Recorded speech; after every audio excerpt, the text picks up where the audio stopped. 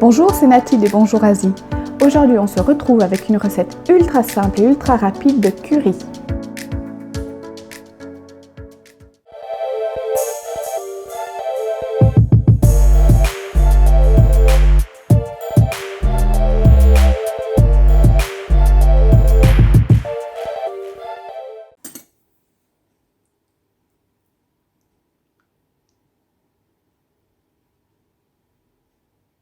Et bien sûr, avant de mettre le tablier, nous partons tout de suite attraper l'ingrédient principal de la recette, le seul ingrédient asiatique, notre curry. Je prends un curry japonais de cette marque-là. Vous avez différents stades, le curry fort, le doux et les moyens. Je vais être modeste aujourd'hui et je repars avec un curry doux.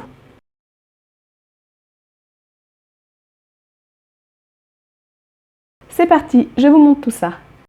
Voici donc notre curry, il est indiqué pour 12 portions, mais si vous êtes gourmand, ça n'en fait pas plus de 6. Il ressemble à une belle tablette de chocolat, à ne pas se méprendre, quoique vous pouvez très bien mettre du chocolat dans votre curry, beaucoup de recettes le proposent, pas dans la nôtre en tout cas. C'est en fait une plaque de roux qui contient un mélange d'épices et d'huile. Vous n'avez donc rien à rajouter, tout est déjà prêt, c'est ultra rapide et ça simplifie pas mal la recette. Aujourd'hui, je vais accompagner notre curry de riz et comme vous le savez, le plus important dans la cuisine asiatique, c'est bien le riz. Il faut savoir bien le préparer, c'est toujours dommage de réussir un super bon plat et de le servir avec un riz mal cuit. Dans une prochaine vidéo, je vous présenterai plusieurs manières de cuire le riz, tout aussi simples les unes que les autres. Aujourd'hui, je vais faire au plus simple, je vais donc cuire mon riz dans un autocuiseur, un rice cooker. Je l'ai bien lavé, toujours 3 fois à peu près, et je vais le recouvrir du double de son volume d'eau. Il faut que l'eau recouvre entièrement mes phalanges.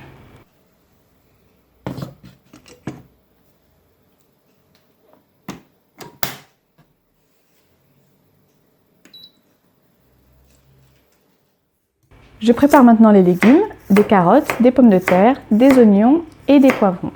Je coupe mes carottes en rondelles. Je vais couper les légumes d'à peu près de la même grosseur.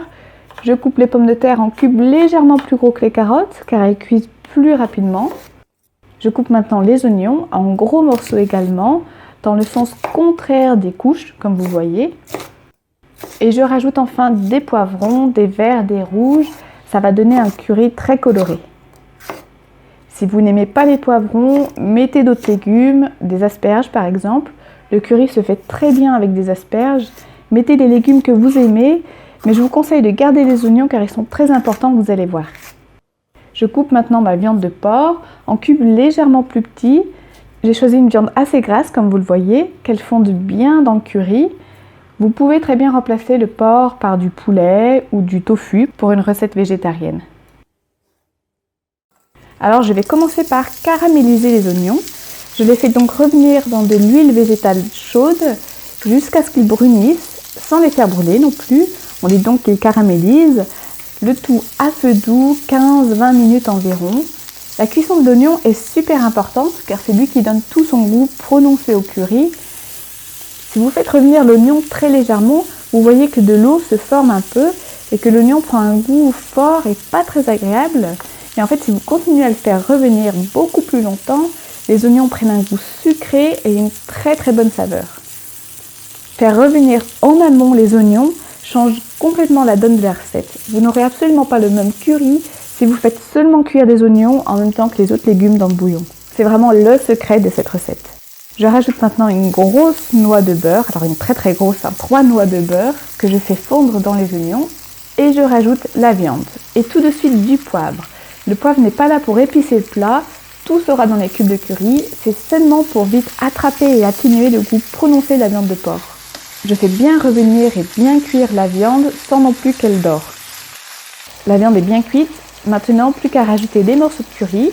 Je vais faire tout le paquet pour préparer donc 6 grosses portions et je recouvre le tout d'un bon litre d'eau. Si vous avez envie de mettre plus d'eau, que le curry soit plus liquide, n'hésitez pas, mais attendez pour en rajouter, attendez le milieu de la cuisson à peu près et ajoutez l'eau bien progressivement pour éviter que le curry ne se transforme en soupe, mais qu'il reste bien épais comme un velouté en fait. Dès que les cubes ont bien fondu, je rajoute les légumes, les carottes et les pommes de terre dans un premier temps.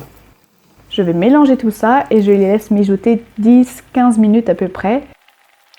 Quand les légumes ont commencé à s'attendrir, je rajoute maintenant les poivrons qui cuisent très rapidement. En 10-15 minutes également, ils sont cuits. Le curry n'a pas besoin de cuire très longtemps. Contrôlez le temps de cuisson en goûtant les légumes. Si vous les aimez croquants, ne faites pas cuire le curry trop longtemps. Si au contraire vous les aimez bien fondants, que les carottes fondent, les pommes de terre fondent, laissez bien cuire, donc en tout 30 minutes, 40 minutes grand maximum. Le curry que nous préparons aujourd'hui n'est pas un curry indien, mais un curry mi-japonais, mi-coréen. Et oui, parce que le curry a beaucoup voyagé avant de devenir un classique en cuisine dans de nombreux pays. Lors de la colonisation anglaise de l'Inde, le curry est importé en Angleterre, où les Japonais apprennent à le cuisiner et le ramènent au Japon. Et c'est à ce moment-là que leurs voisins coréens le reprennent également à leur sauce. Et moi personnellement, ce que j'aime, c'est le curry à la coréenne, parce qu'en fait, c'est pas vraiment une sauce au curry, mais c'est vraiment un plat de légumes et de viande. On met beaucoup de légumes, ils sont coupés plus grossièrement, la viande est aussi coupée assez grossièrement, et ça apporte plus de caractère à la recette. La recette que je vous propose donc est d'un curry style coréen, avec pour base une préparation japonaise. D'ailleurs, on retrouve les currys coréens sous cette forme en poudre.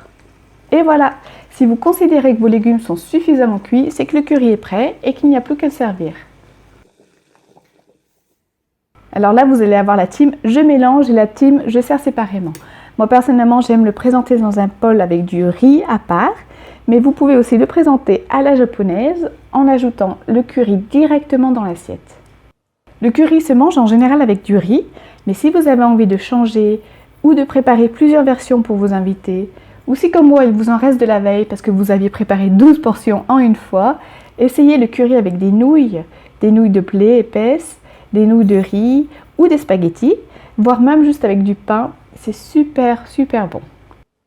Pour revenir un peu sur les épices du curry, on y retrouve principalement du curcuma, qui est vraiment un allié pour la santé, très bon pour la mémoire principalement. Vous pouvez y rajouter du garam masala, qui est un mélange d'épices tout préparé, du cumin, du concentré de tomate pour apporter de la couleur, et puis du chocolat comme je vous disais.